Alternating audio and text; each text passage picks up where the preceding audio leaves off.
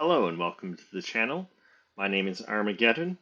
Today we're going to be featuring a Brawl deck with Grandmaster of Flowers as our commander, as part of our series of Brawl videos featuring commanders from Adventures in the Forgotten Realms.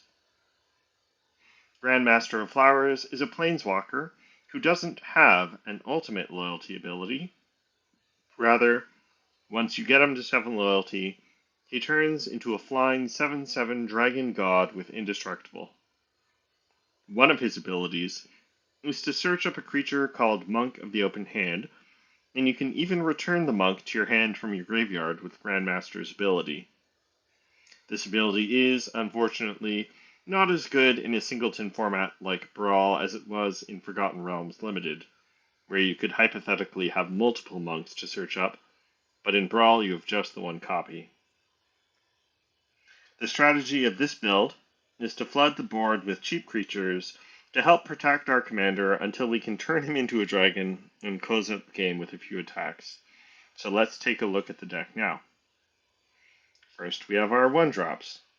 We have quite a few of these because we have a few cards that search for creatures with a mana value of 1. Guide of Souls gains life and adds energy when we play creatures, and if we have enough energy, the guide can turn an attacking creature into a flying angel and put 2/1/1 counters on it. Alseid of Life's Bounty can be sacrificed to give another creature protection from a color, while Basri, Tomorrow's Champion, can create cat creature tokens if we exert him. His cycling ability isn't relevant in this deck. Esper Sentinel either lets us draw cards when the opponent casts non-creature spells or taxes them. Giver of Runes can tap to give another creature protection, while Kithian, Hero of Akros, can transform into Gideon Battleforged if he attacks alongside at least 2 other creatures and has an activated ability to become indestructible. Legion's Landing isn't a creature, but creates a 1/1 vampire token with lifelink and can transform into a land that can create more such tokens. Monk of the Open Hand picks up +1/+1 counters when we cast 2 spells per turn, and can be searched up by our commander. Recruitment Officer can find more creatures than the top 4 cards of our library, while Selfless Savior can be sacrificed to give another creature indestructible. Skrelv Defector Might can give another creature hexproof from a color, also making it so that that creature can't be blocked by opposing creatures of the chosen color, while Usher of the Fallen can boast to create 1/1 human warrior creature tokens.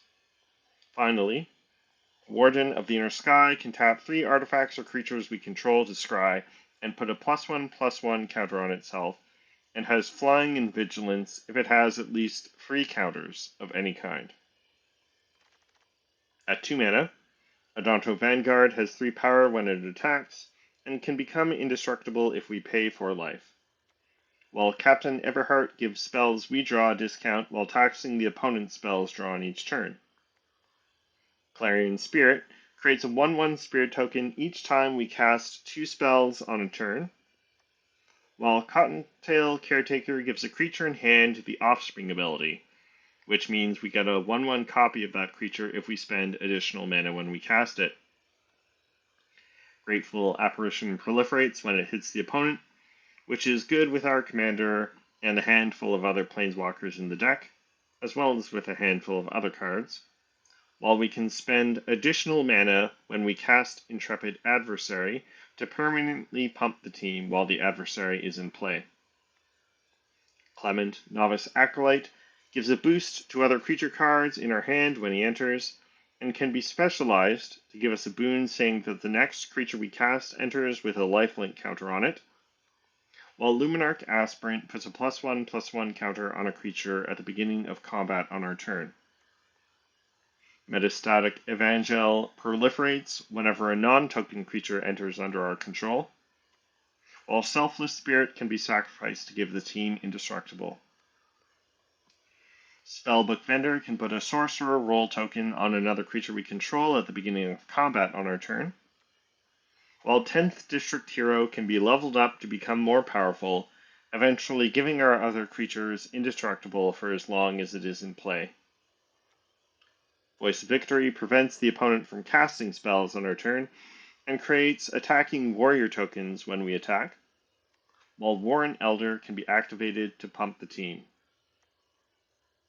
Finally, Grand Abolisher prevents the opponent from casting spells or activating most kinds of abilities on our turn. Next, we have spells that provide card advantage. Heirloom Epic can draw cards at a discount if we tap creatures, while Assemble the Players lets us cast creatures with power 2 or less off the top of our library. If we have a lot of creatures in play when we cast Dawn of a New Age, it can draw us a lot of cards. Noctimun Shines Again perpetually buffs our 1 and 2 drops on the first chapter, searches up one such creature on the second chapter, and on the final chapter gives the team flying until end of turn, while Recruiter of the Guard can search up any creature in our deck with toughness 2 or less, including Solitude, which we'll get to in a bit. Welcoming Vampire and Enduring Innocence draw a card once per turn when a smaller creature enters under our control, and if Enduring Innocence is destroyed, it turns into a non-creature enchantment, giving it some resilience. Ranger Captain of Eos searches up a creature with mana value of 1 and puts it in our hand, and can be sacrificed to prevent the opponent from casting non-creature spells that turn, while Ranger of Eos can search for up to 2 1-mana creatures and put them in our hand. Finally, Platoon Dispenser can draw a card on our end step if we control at least 2 creatures, and can make 1/1 soldier tokens to help enable that ability. Next, we have our interaction and some more protection. Giant Killer has the Chop Down adventure, which destroys a larger creature, and once in play can tap creatures down, while Swords to Plowshares is a must-have in almost every white Brawl deck. Case of the Gateway Express deals damage to a creature equal to the number of creatures we control, and can turn into an Anthem effect if we attack with enough creatures. Cathar Commando can be sacrificed to destroy an artifact or enchantment at instant speed. Dawn's Truce can protect the team from board wipe, while Invasion of Gobakhan provides hand disruption and can be transformed into Light Shield Array, which puts +1/+1 counters on our creatures end of turn, and which can also be sacrificed to protect the team. Hanged Executioner creates a spirit token when it enters, and can be exiled to exile target creature. Lauren of the Third Path destroys an artifact or enchantment when she enters, and can be tapped to draw both players a card, while Unbreakable Formation gives the team indestructible, and if we cast it on our turn during our main phase, it also puts a +1/+1 counter on all our creatures. Flare of Fortitude protects the team, and can be cast for free if we sacrifice a non-token creature, while Dusk is a sweeper that destroys larger creatures, and that can be cast out of the graveyard as Dawn to return all of our smaller creatures from our graveyard to our hand. Finally, Solitude exiles a creature when it enters, and can be cast for free if we exile another white card from our hand, although if cast in this way, it is sacrificed upon entering. Our next category consists of graveyard recursion for our smaller creatures. Furious Forebear can be returned from the graveyard to our hand if another creature we control dies, while Sun-Blessed Healer can be kicked to return a cheap non-land permanent from our graveyard to the battlefield. Abiding Grace can gain its life or return a 1-drop from our graveyard to the battlefield end of turn, while Ajani, Adversary of Tyrants, can put +1/+1 counters on up to 2 creatures, return a cheap creature from our graveyard to the battlefield, and if we can reach his ultimate, can create 3 1/1 cat tokens at the beginning of each of our end steps.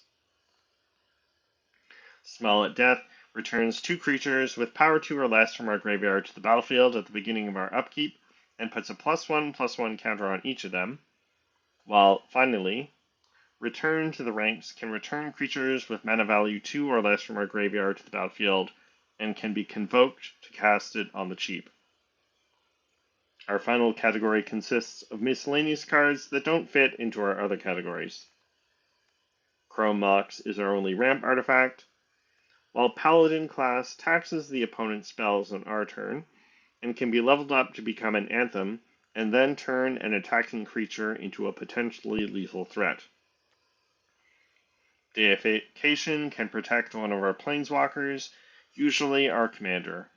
Finally, the new Moogle's Valor from Final Fantasy creates Moogle tokens equal to the number of creatures we control, and gives all our creatures indestructible until end of turn, making it a powerful finisher in the late game. As a monocolored deck, our mana base consists mostly of basic planes, along with Fabled Passage and Prismatic Vista to search them up.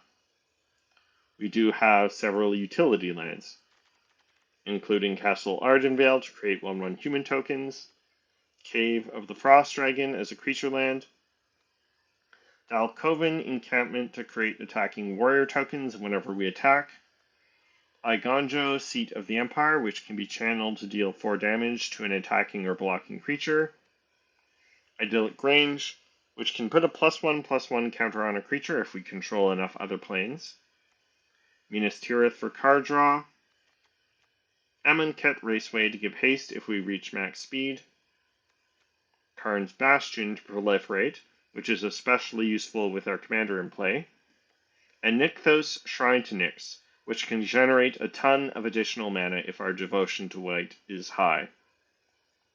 So that's our Grand Master deck. Now it's time to take it into the queue and play some games.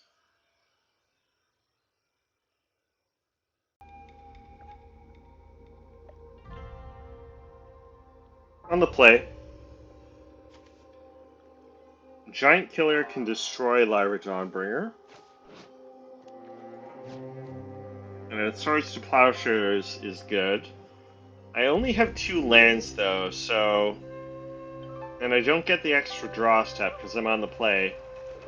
And I can't tell you how many times I've kept a hand, with 2 lands, and never drawn land 3.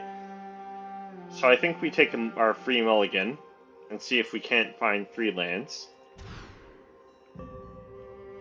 Alright, no interaction in this hand. Although Spellbook Vendor helps us dig for interaction. And Recruiter of the Guard can find Solitude.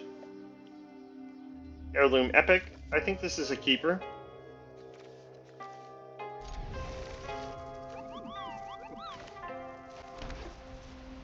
And then we'll lead with Recruitment Officer.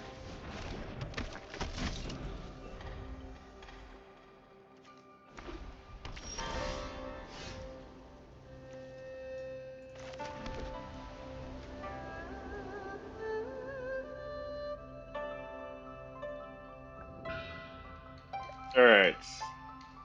If I play Spellbook Vendor, I can't put a Sorcerer Roll token on a creature, so I think it's Furious Forebear, and then we'll play the Vendor next turn.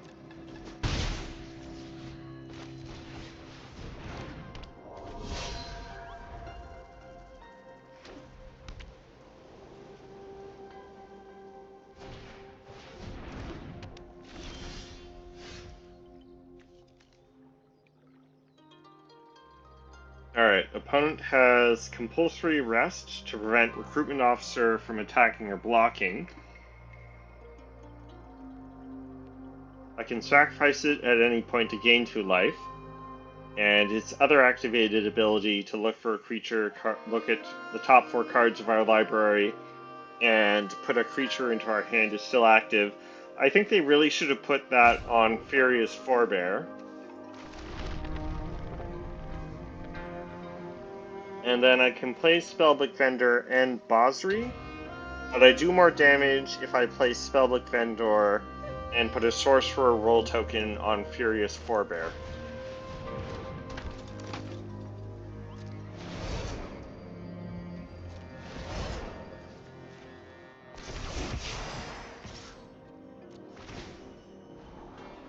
Alright, I'll take land 4.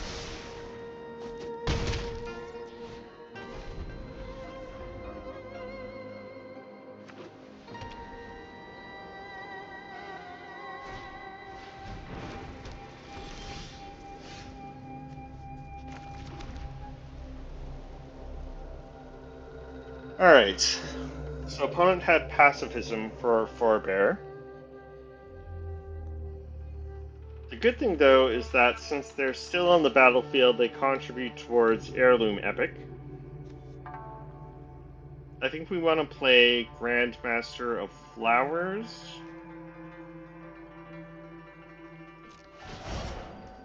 So I'll decline, hit with a Spellbook Vendor.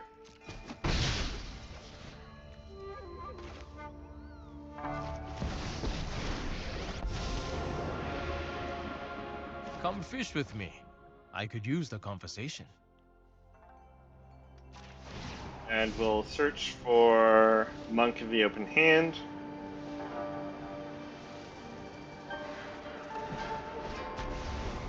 My acolytes are paragons of justice.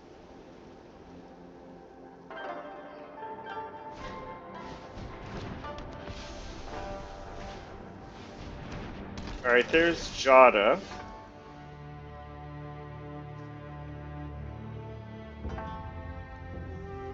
We draw land.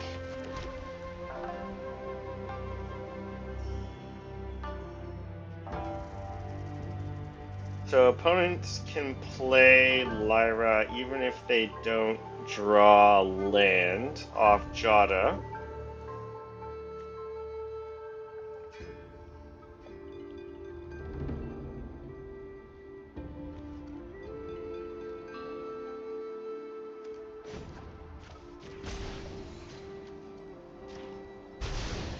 Stay your hand. And then what Let's do I talk. want to do here?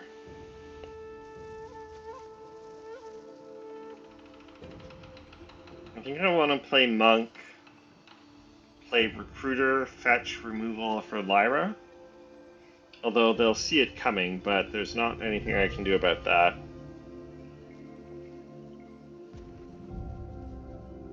So Spellbook Vendor attacks and can put a Sorcerer Roll token on itself.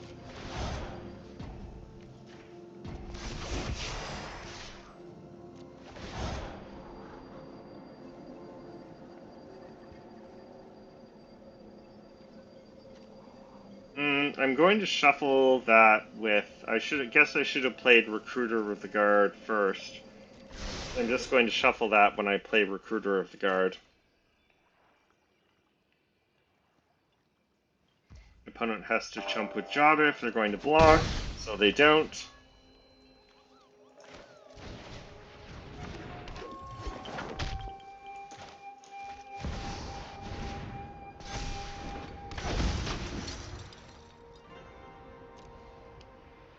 Alright, I can cast Solitude.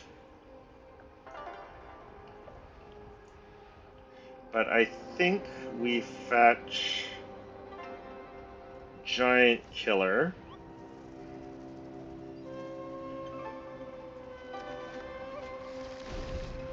Because I can still play Heirloom Epic and Basri.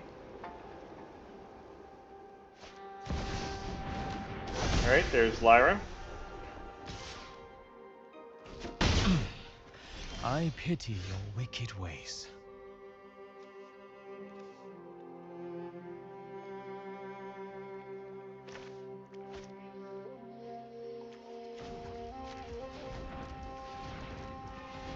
Alright. Jada can't cast spells other than Angels, so opponent's tapped out.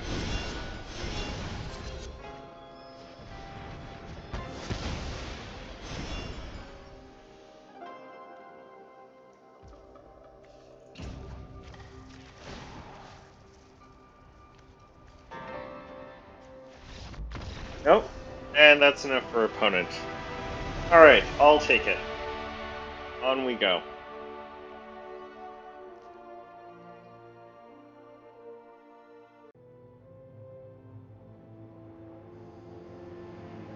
On the draw, only 2 lands. I do have the extra draw step, and I kind of want to keep this hand because Giant Killer has Chop Down, which can destroy a Troxa Praetor's Voice. So even though it's a bit risky, keeping a hand with only 2 lands, I think we're going to try it.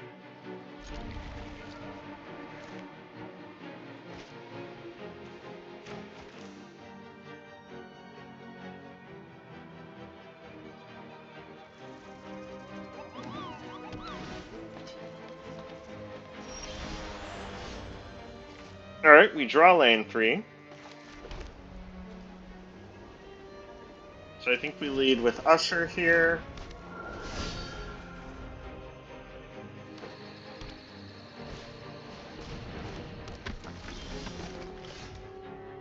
Chrome Mox, that's good.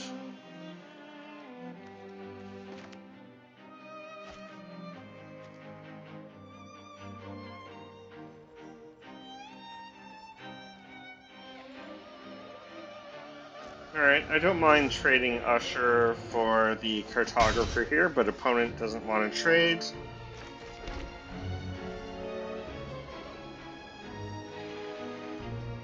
Now they will get a free attack, because Vanguard is a pretty poor blocker.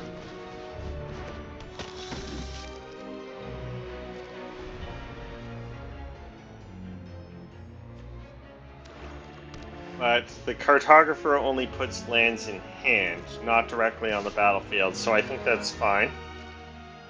No blocks.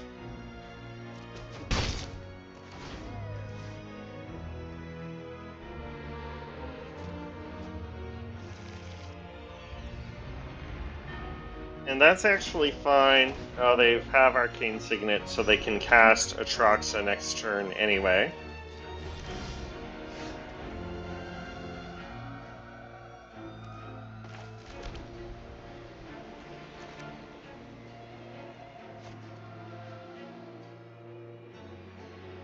I kind of want to play Grandmaster.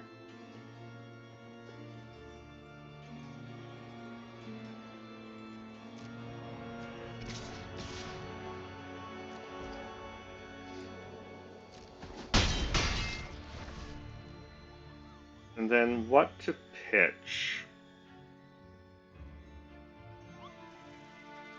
I think it's either Selfless Savior or Unbreakable Formation.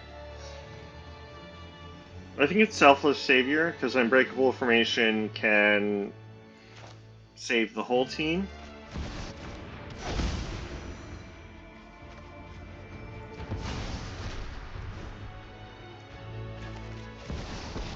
Now, important to note that the Grandmaster can only prevent creatures without First Strike, Double Strike, or Vigilance from attacking or blocking until their next turn. And Atraxa has Vigilance, so Grandmaster can't target Atraxa with that ability. I think we find Monk first, though.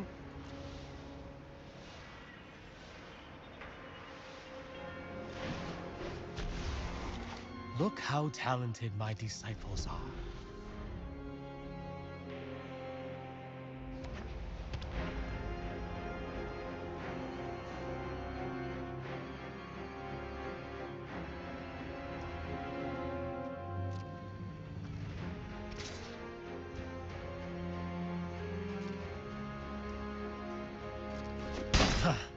That's good form.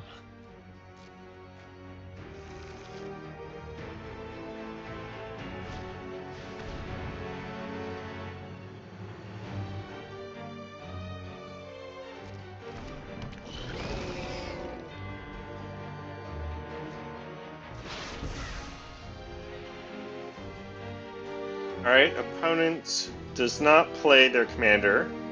Now, the only problem with letting them attack with the Cartographer is that they now have enough lands with Arcane Signet to replay Atraxa even after I remove it with Giant Killer. Although there's swords, that's a good draw.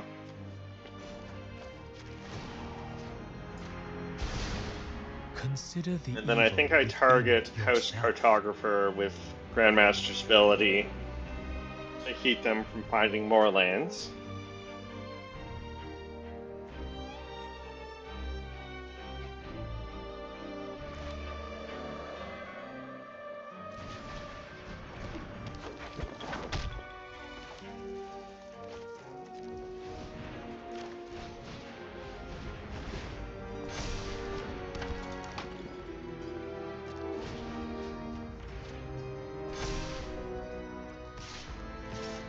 Alright, and then I don't mind trading Usher for the Skulker.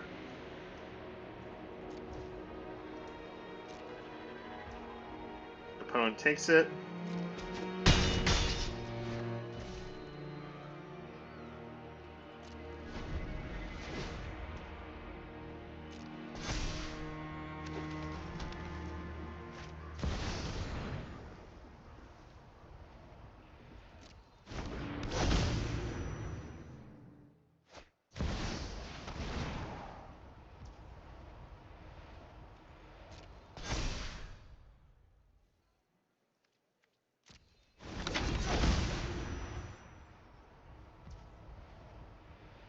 Alright, I think I exile the Chasm Skulker here.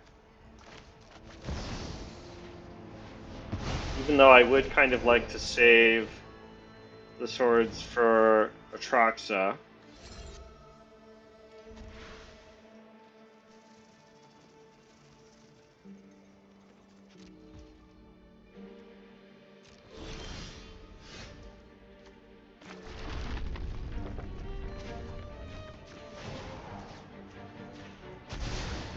We need not fight here. Okay, let's see. How much damage can I do here? If we play Giant Killer and Unbreakable Formation, main phase, Monk is up to a 3/3, and then everyone gets a +1/+1 counter. So that's 3, 6,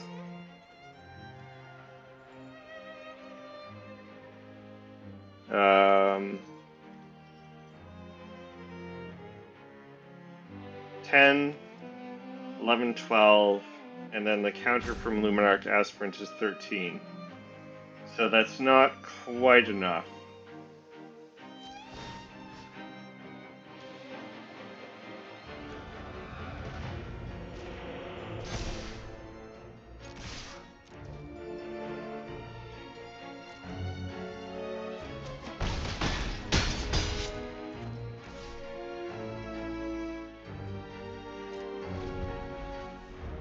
Alright, opponent does fall to 5.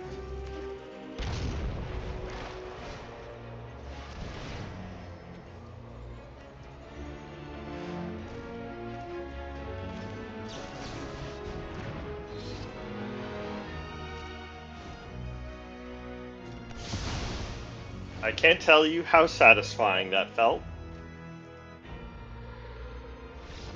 And there we go. Alright.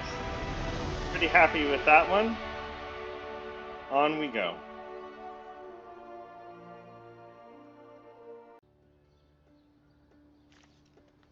Alright.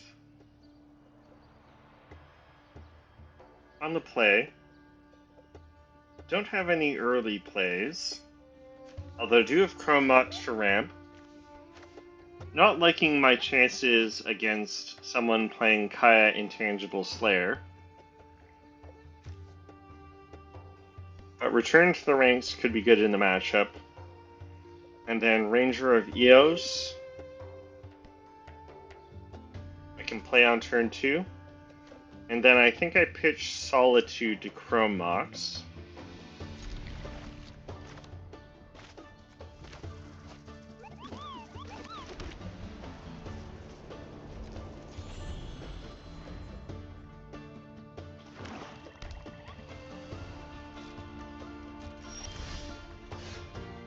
There's Intrepid Adversary.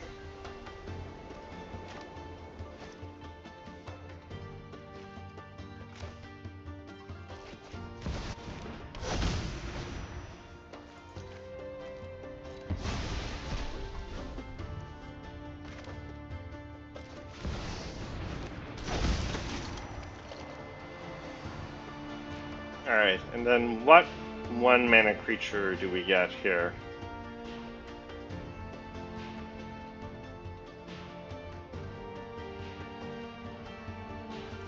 I think Esper Sentinel.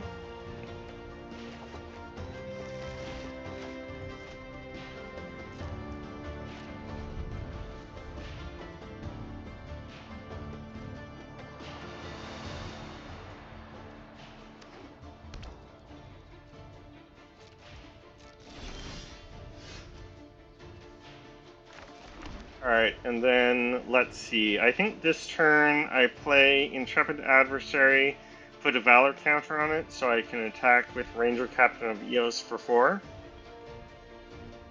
And then next turn I can play Grandmaster and Esper Sentinel.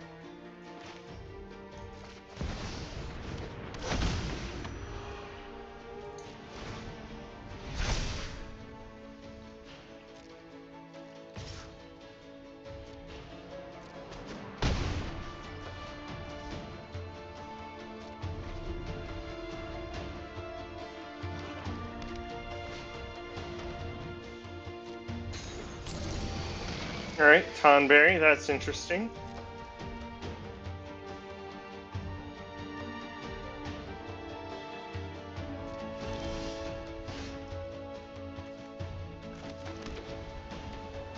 Could play Ranger of Eos, but I think I still like getting Grandmaster out.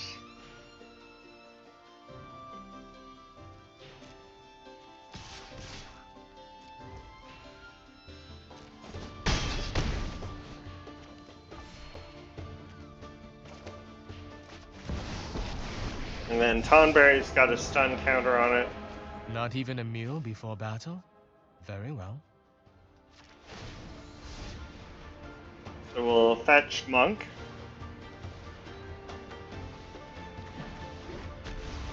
Play Esper Come Sentinel. be a hero.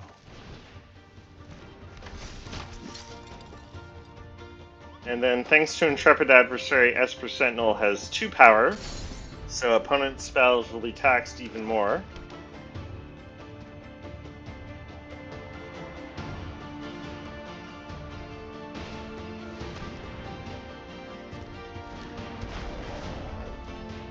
Opponent ramps with Solemn Simulacrum.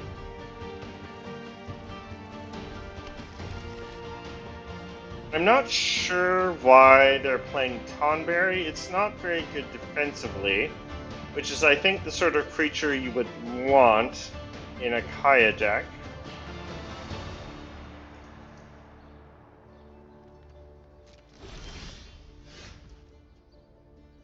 Abiding Grace.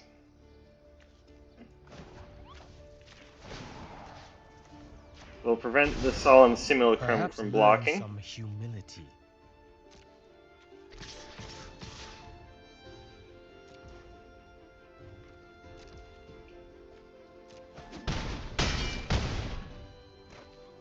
Opponent falls to 3.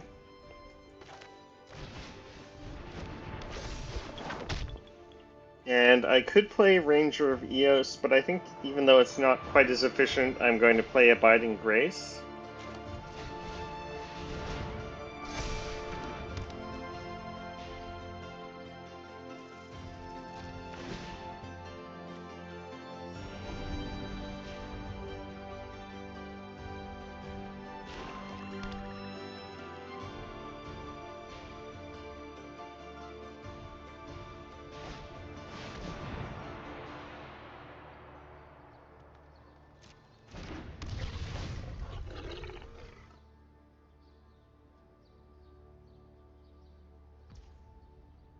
Alright, so Intrepid Adversary is down.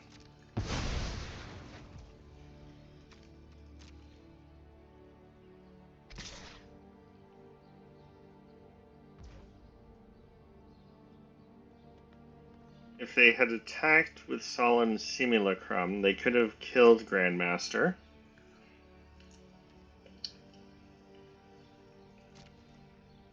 No blocks. I thought you'd behave better.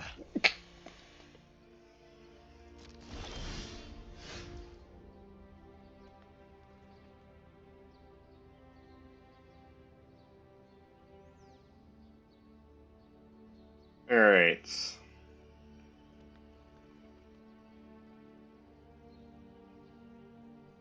I think opponent's just dead here. I can plush on the No Rakshasa, peace, and my then play enemy. Ranger of Eos, play a 1-drop to pump Monk the open hand.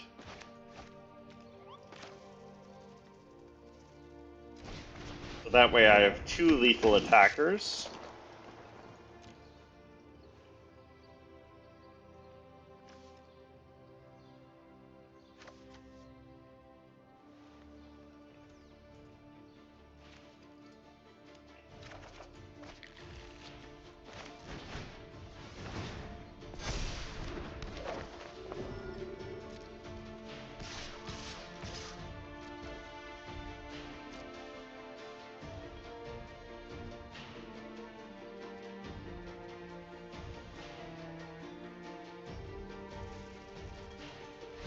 Alright.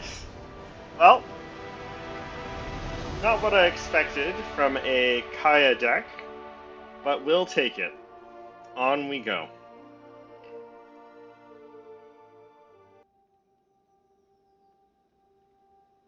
On the play, facing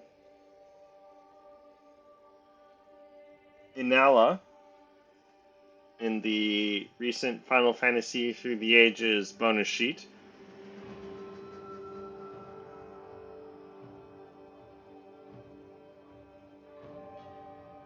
So opponent is Wizard Tribal. I think I take a mulligan. I've only got 2 lands, and one of them comes into play tapped, so I can't play a 1-drop on turn 1 and curve out. So I think we look for a 3-land hand. This is still only 2 lands, but I can cast most of my cards with just the 2 lands. So I think I take a risk and keep it.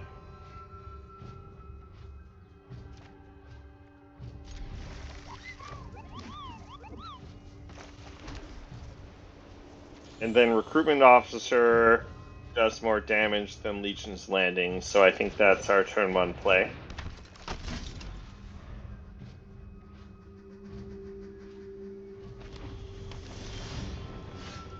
Alright, Luminarch Aspirant. That's more powerful than Warren Elder, so there we'll play that.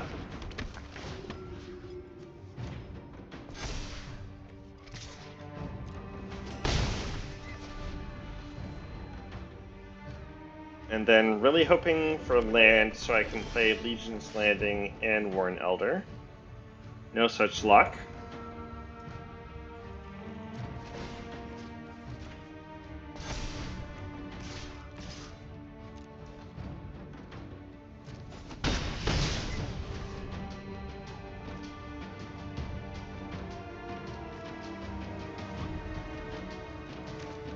I think I'll play Spellbook Vendor, and then that way, if I don't draw a land next turn,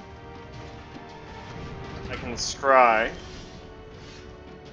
You draw a Platoon Dispenser.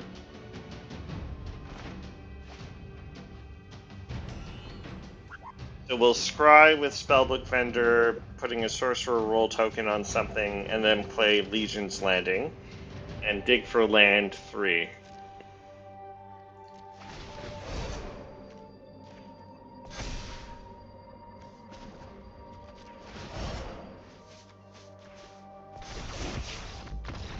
Okay, and that's enough for opponents. I guess they didn't have an answer for my early aggression. Well, we'll take it. Although we did see why it is that I try to not keep hands with only 2 lands, because I never drew land 3, but we still managed to get it done. On we go.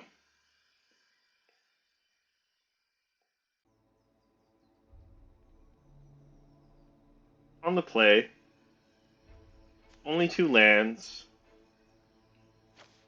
That's a bit of an issue.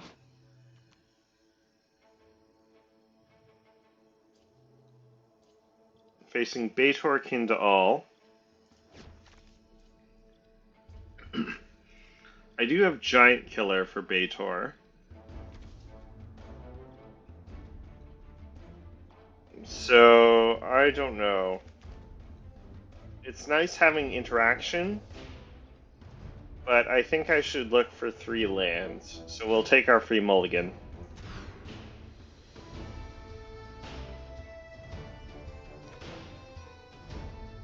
Alright, here's 3 lands.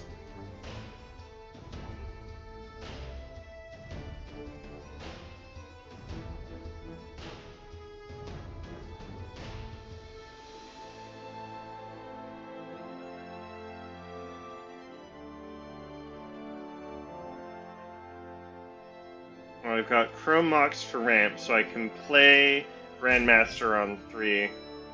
I think we keep this.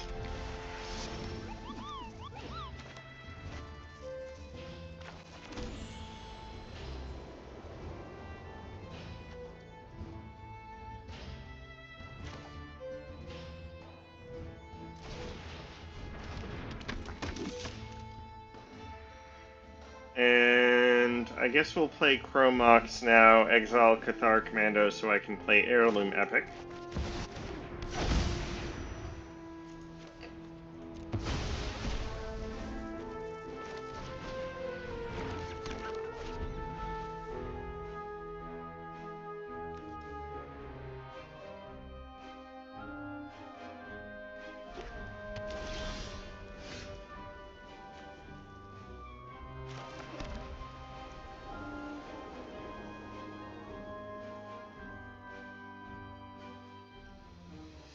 Alright.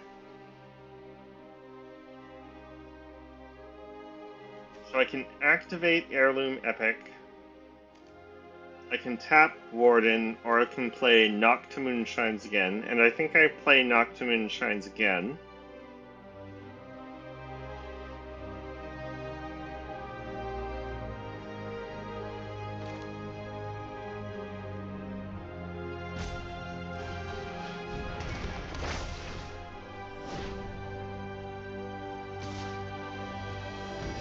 Hit for 2.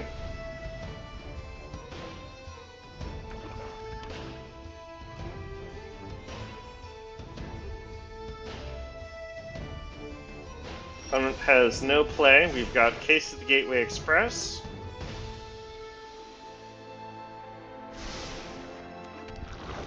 Hit Skrelv.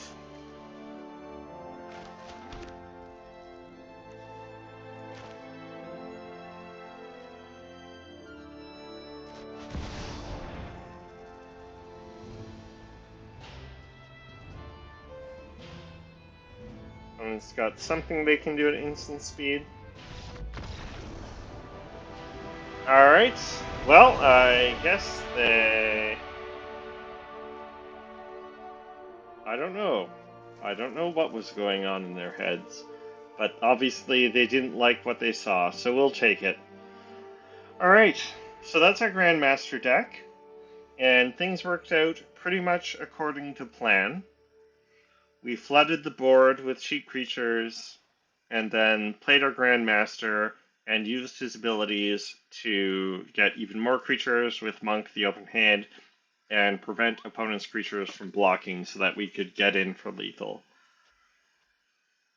So the deck did what it is supposed to do. Anyway, thank you very much for watching. I hope you enjoyed. Do please like and subscribe. If you'd like to see another commander from Adventures in the Forgotten Realms, or from another set, maybe from the new Final Fantasy set, let me know in the comments. Thanks again. Have a good one. Bye.